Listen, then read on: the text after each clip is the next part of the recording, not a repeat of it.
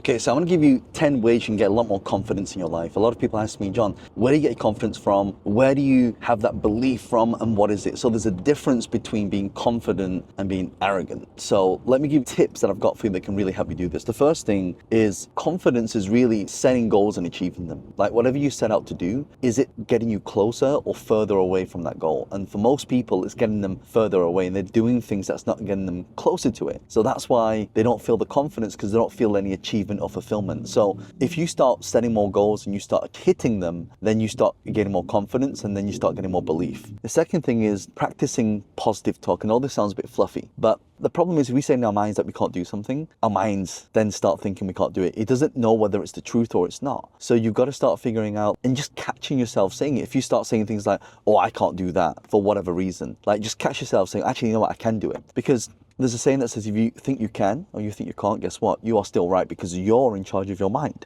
The third thing is focus on body language. One thing I learned years ago is physiology. The way you are, the way you stand, if you're slouched all the time, if you walk with your head down, if you just feel sad, even the weather, like living in a place like, today it's pretty sunny. So, we have this sad syndrome, right? Like when it's sunnier, you're happier, but it's also same with your environment and how you hold yourself up. That's why try and staying on track and noticing your body language. And sometimes just getting people to film you. I know someone who just really walks with a slump. And the problem is when you're sad, your head's down, your shoulders are down. When you're stressed out, you start breathing, you're not calm. So try and be self-aware on the things that's happening in your life that can really help you, because just by changing physiology, just by standing up, you just feel more energy. If you feel tired, just stand up. If you feel tired, just go for a walk. Like these little things make a massive difference to your energy, because your energy exerts what you will and what you won't do in life. Number 4 is make sure that you start preparing thoroughly for things. So what happens is when we learn something, it's unconscious incompetence, which means we don't know what we don't know. Then we go to stage 2, which is conscious incompetence. So we know what to do, but we're still not good at doing it. Then we get to the third stage, which is conscious competence, which means actually we can do it with our eyes closed. For me, I'm in the car right now. I'm going to be flying to Canada to do a keynote. So have I prepared for it? Yes, of course. I've done the slides, I've had my thoughts, but I haven't actually just practiced it. But why? I've been doing this for 20 years now. So flying around the world, speaking in front of thousands of people, it's the little things that I learn along the journey. People say to me, John, like, can you just stand on stage and talk without preparing? Yeah, of course, because I've spent 20 years practicing. And that's not to say that you shouldn't, because you should always,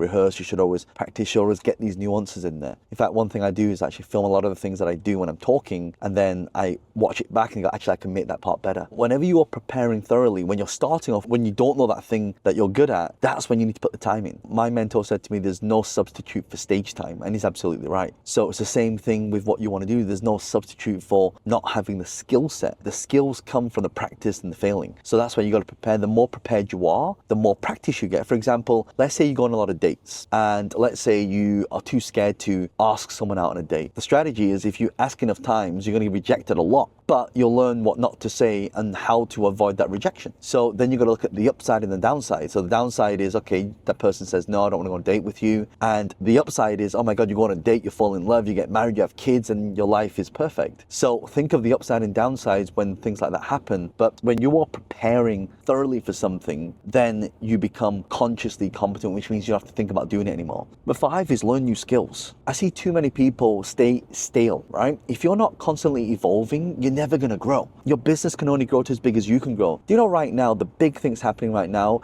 is social and decentralized finance. People say to me, John, how do you make a lot more money? Simple, decentralized finance. I'm not saying put all your money into it. I'm just saying research them, look at it, consult a professional, and you'll see that a lot of these protocols, of course, there's a lot of stuff out there which is not great, but you got to pick the ones that are good, right? Real estate, learn skills. So for example, in business, I've been doing this for 20 plus years now. Real estate, investing, entrepreneurship, online, social media. I get confident in that because I've been doing it for years. But if you look at my first video on YouTube, it was like me just standing there and I was all shy and I wasn't speaking. But now, like, I'm in the car right now on the way to the airport, take out my camera, start speaking with no prep. I've got some notes, but what I'm telling you is when you're learning new skill sets, so here are the 3 top skills that you can start learning if you want to succeed better in life. The first one, public speaking. Get really good at communicating, because when you communicate better, you appear more confident. When you articulate and you're concise, you appear more confident. And confidence has an aura, it has an energy, it has attraction, right? It attracts the right people to you. So get really good at learning how to speak publicly. The second thing, get really good at selling, especially if you're in business. And selling's not just for business either. If you want to sell your wife or your husband why they need to marry you, if you need to sell your kids and why they need to go to school and learn, if you need to sell your business partner and some ideas, if you need to convince the board to move something, to make a decision, whether you want to convince your customers to buy your products and services, it's the same thing. Life is all about selling and achieving something. The difference is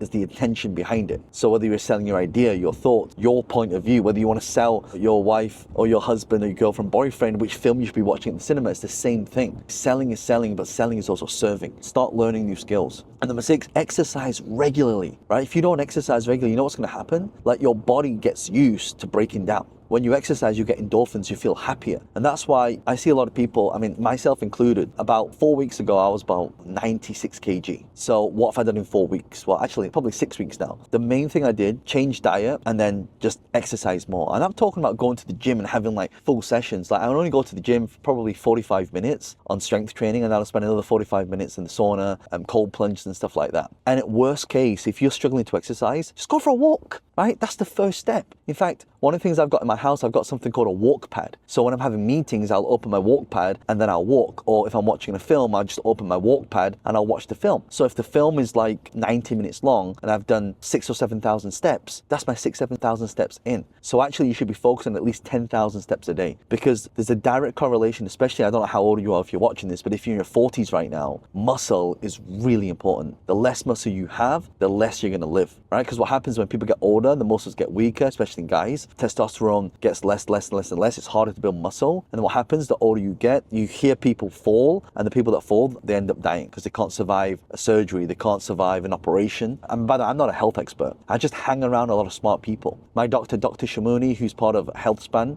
and Lifespan, we did all this blood work, we did all these AI and all this stuff. And these things make a massive difference. You want longevity to live longer. If you want to be more inspiring, this is what you got to do. Exercise regularly. And when I say exercise regularly, I'm not saying every day. You don't want to burn yourself out. 3-4 times a week is fine. Unless you're competing professionally, then that's a different story. Number 7, dress for success. Now, I had two minds whether I wanted to put this in here, because in the earlier days, now look, I'm just wearing like tracksuit and hoodies and things like that. But in the earlier days, I've always been wearing suits. I've been wearing like nice clothes. I'm not talking about expensive clothes, but I'm talking about nice clothes that fit. And here's something that happens. When I put on a suit and a tie, it makes me feel different. Like the other day I went to a gala dinner. It was actually Gokwan's Chopsticks Awards for, all the best restaurants. And when I put my tux on, I was like, I feel taller, even though I'm not that tall, right? Or I feel happier, I feel more confident. So actually, dressing for success is not for other people, it's actually for you. It's not to impress other people. When you understand this, it's doing this for you, because the more you feel, how you feel determines what you'll do. What you do determines where you're gonna be in the future. Where you're gonna be in the future determines your ultimate destiny.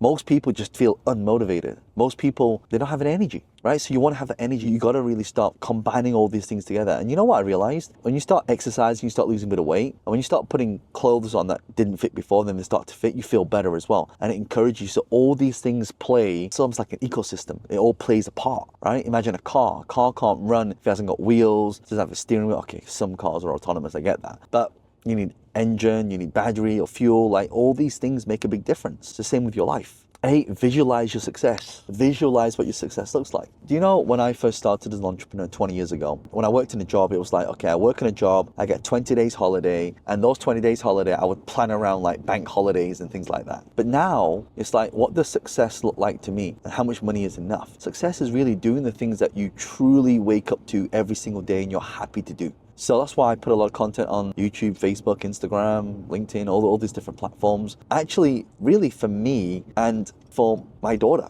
Because I want my daughter to watch a lot of these things, and her kids and her kids' kids, years from now, it kind of leaves a legacy. For me, I get to wake up every single day, and a lot of you, I want to put this stuff out there so maybe I can inspire you to do something. And if I can flip that switch that gets you to take action, then yeah, my job here is done. But the ultimate reason, visualizing what your success looks like, is for me, I love to travel, I love to impact, I love to make a difference, and I love to learn. These are things that is success is basically what you want. So if I ask you all this question right now, if you had £100 million in the bank right now, would you still be doing what you're doing? Some of you, yes. Like for me, I would still do this stuff because it's something I'm passionate about doing. That's visualizing what your success looks like. Next one, challenge yourself regularly, right? So when I have my management meetings with my team, I'm always trying to push and push and push and trying to get them to think, because here's the thing. If I said to you, okay, how do you make $1 billion? Let's take this to business, right? If you don't ask the question, your brain won't even come up with ways to do it. Right? So if you're sitting there right now and you've got a low barrier to entry, maybe you say, okay, we'll try to 250K or 100K, right? Or $1 million, right? You've got to start thinking bigger, because when you think bigger,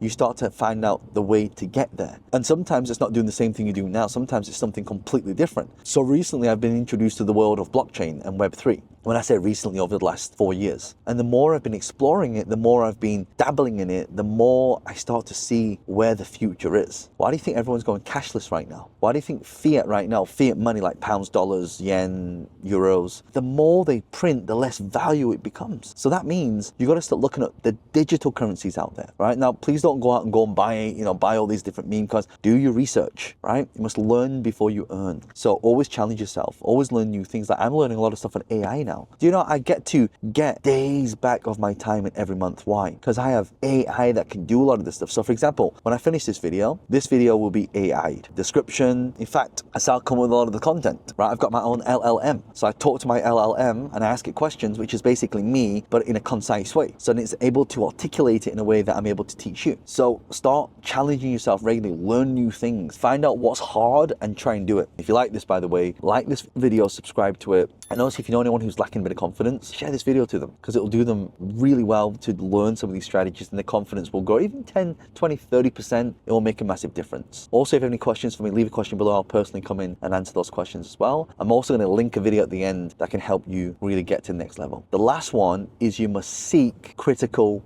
feedback. People don't like it. For example, when I get off stage, I say to my MD, hey, what did you think? Here's how you do it. What do you think worked? What do you think I could do better? Right? And they'll feedback. And it doesn't mean that you got to take all the feedback, but sometimes you have to have that self-awareness. And the more self-awareness that you have, the more you're able to achieve faster and quicker, because then you can improve. It's a series of improvements all the time. If you're not willing to improve just at least 1% a day, then what's the point? I tell you this because for me, people say, John, like you've done really well in terms of your speaking career. Like, how did you do it? It's because every single day I would practice, I would learn, I would do a lot of stage time. A lot of times I would speak for free and I would film the things that I'm doing. I would look back at it and I would ask people about the feedback. What could I do better? What could I do better? What do you think worked there? Which part of the talk do you like the best? Right? So the stories I would tell in my talks, I would take those stories and say, okay, next time that story did well, it's great.